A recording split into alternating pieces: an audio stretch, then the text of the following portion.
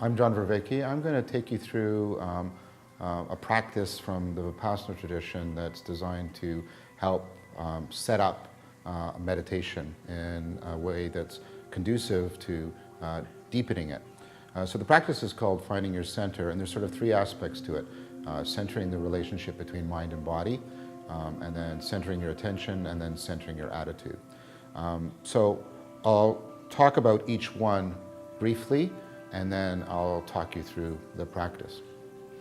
In finding the postural center, the relationship between mind and body, what I'm trying to do is I'm trying to get my mind and body to befriend each other.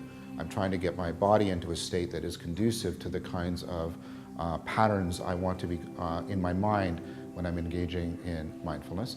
And so what I'm going to do then is I'm going to try and align my body in such a way that I can open as much of the communication channels, the nervous system, and relax and stabilize my body so that I get as little distractions happening in it. And so what I do with that is, and I'll talk you through the exercise in a minute, just to give you an idea though, is we're going to find our center by first feeling off-center. You close your eyes and you move forward, backwards, a little less each time, slowly homing in on where you feel centered front to back. And then you do the same thing side to side, and then you also do the same thing independently with the head, because one of the things that people do in meditation is they often will let their head roll forward, which can cause headaches and is actually conducive to making you fall asleep, which is the opposite of what you want to be doing in mindfulness practice. So once you've done back and forth, side to side for body and then head, once you've sort of found your center in that way, using that balance machinery, which is very ancient, by the way, it's about 400 million years old, then what you can do is you're going to sink into your center. You're going to try and relax your muscles, open and expand them as much as you can, so that your alignment with gravity is holding you in place. This allows you to breathe deeply and naturally into your abdomen. It's called baby breathing, so that you can, without a lot of effort, keep the oxygen level high in your blood, again to prevent drowsiness, while also engaging in a form of breathing that people find generally very relaxing. Once you've sunk into your center, you want to then sort of savor your center. Try to pay attention to the effects on the mind and body of being centered.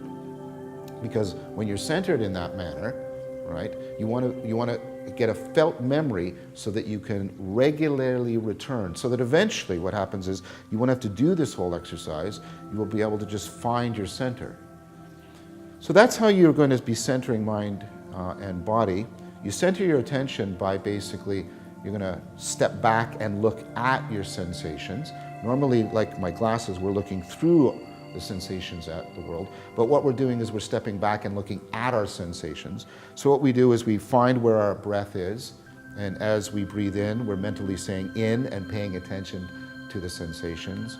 And as we breathe out, we're saying out and saying this mentally and paying attention to the sensations. We're trying to look at the sensations rather than through them. Your mind will be, will flip. Your monkey mind, this is the mind that jumps around, and you'll start thinking about things. You'll be thinking about your laundry or listening to a sound. And then what you do is, in order to recenter your attention, is you step back and label the process, not what you're involved with, but the process, thinking, listening, imagining.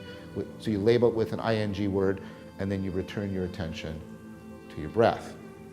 The third aspect of finding your center is your attitude, right? So Jack Kornfield gives a story about, it's like you're trying to train a puppy dog to stay. You put the puppy dog in front of you, and if it runs off, and if you get angry and fight it, you'll train the puppy dog to resist you and fear you. But if you get sort of lackadaisical and, oh well, just let the puppy dog do what it wants, then you will also never train it. So you have to center your attitude. You have to neither fight your monkey mind nor feed it. You have to befriend it. And this brings us back full circle. So what I'll do is I'll close my eyes. I'll take you through each one of these aspects right now. And this is how you're basically doing finding your center, which is the core of meditative practice. The word meditation actually is related to words meaning moving towards the center. And the oldest meditation manual we actually have translates as finding your center or centering. So close your eyes, right? You don't want to calculate this with your vision. Close your eyes. You're going to move forward, off center, forward. Feel what that feels like. You get a clear message and sensations that you're off center. And then back off center. And then again, a little bit less each way, back and forth, slowly homing in on where you feel centered, front to back. Then repeat the same thing side to side, right? Side to side, slowly homing in on where you feel centered side to side. Then same thing with your head, front to back, zeroing in, side to side, zeroing in. And then trying to feel that center running through your head and through your abdomen, right? All the way into the earth. Now sink into your center. Try to open your muscles, relax. Try to find the minimal effort that you need to produce in order to remain aligned with gravity. So you're opening your muscles, sinking into your center, letting your breathing fall naturally where it's going to fall to in your abdomen. Now begin to savor your center.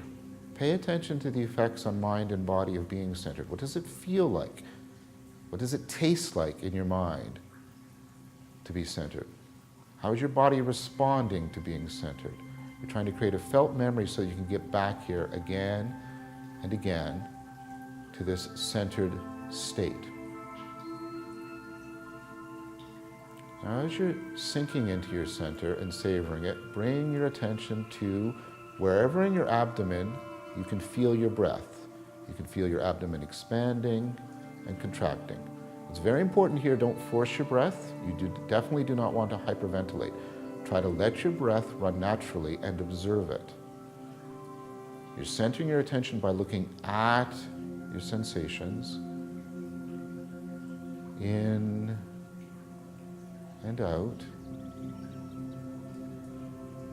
If your mind snaps and you start looking at the world, at the past, at the future, just label the process, step back and look at the process, label it with an ing word, imagining, planning, thinking, complaining, listening, whatever, and then return your attention to your breath. And whenever you're returning your attention, that's actually mindfulness. Mindfulness isn't about making your mind open and empty like a tundra. Every time you catch yourself in distraction, you're waking up. That's mindfulness. And as you return to your breath, you center your attitude, neither fighting nor feeding your monkey mind. So begin to sink more into your center, follow your breath, and center your attitude.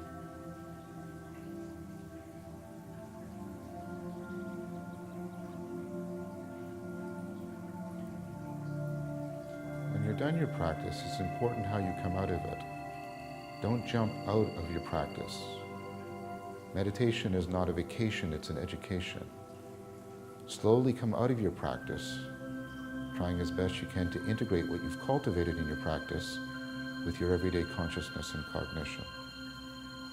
Coming out of your practice is part of your practice.